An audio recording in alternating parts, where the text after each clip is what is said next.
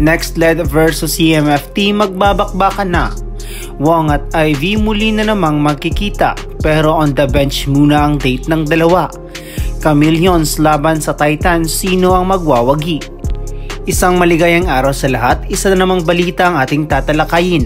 Ngunit bago natin yan simulan ay huwag munang kalimutan mag-like, share, subscribe, paki-spike na rin notification bell para maging updated ka sa Hype Kinap sa Pinas. Muli na naman nating masasaksihan ang banggaan ng dalawang panig ng NextLed Chameleons laban sa Chocomucho Flying Titans.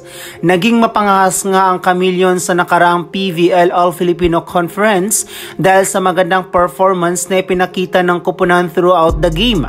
Samantala, kung pagbabalikan naman natin ang laban nito kontra CMFT, ay di nga nakapalag ang NextLed at tinalo lamang ito in straight sets. Ngayon ay muling magkikita ang dalawa upang mapatunayan kung kaya na bang pumalag ng Team Chameleons sa Team Obe. Maliban sa inaabangan na banggaan ng dalawang panig ay inaabangan rin ng mga fans ang muling pagkikita ng dalawang players na sina Ivy Lacsina at Dina Wong sa magkabilang court.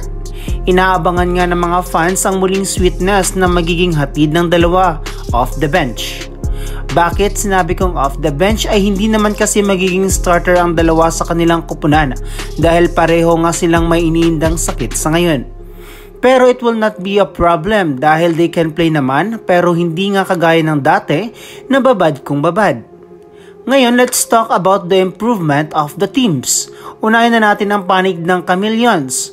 Isang magandang performance nga ang pinakita nito during their off-season tournament na nakapag-uwi ito ng bronze medal last Carry Cup.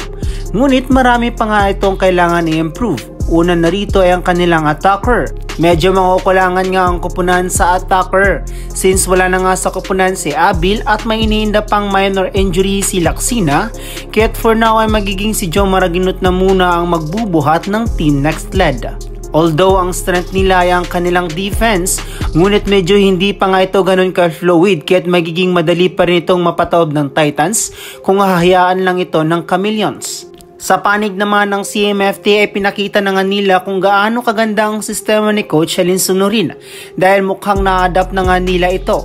They will come back stronger dahil para man lang mapanatili ang kanilang podium appearance. Well, present pa rin naman sina Rondina, Madayag, Tolentino at Ponce na nagbigay ng malaking dahilan sa kanilang pagkapanalo sa LM's round until semis kaya't kamuntik-muntikan na nilang makuha ang championship title sa Creamline Coal Smasher. Isang malaking kawalan nga ang pagkaroon ng minor injury ni Wong dahil malaking advantage sana since malakas na nga ang connection nito sa kanyang mga spikers.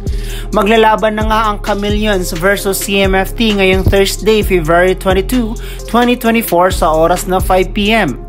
Mga ka-spike, handa ka na bang suportahan ng team na iyong inaabangan? Kaninong team ka ba pumapanig? Comment down below. Salamat sa pagtutok mga ka-spike. Sana nag-enjoy ka at sana di ko nasayang oras mo. Kaya don't forget to like and subscribe. Salamat sa suporta.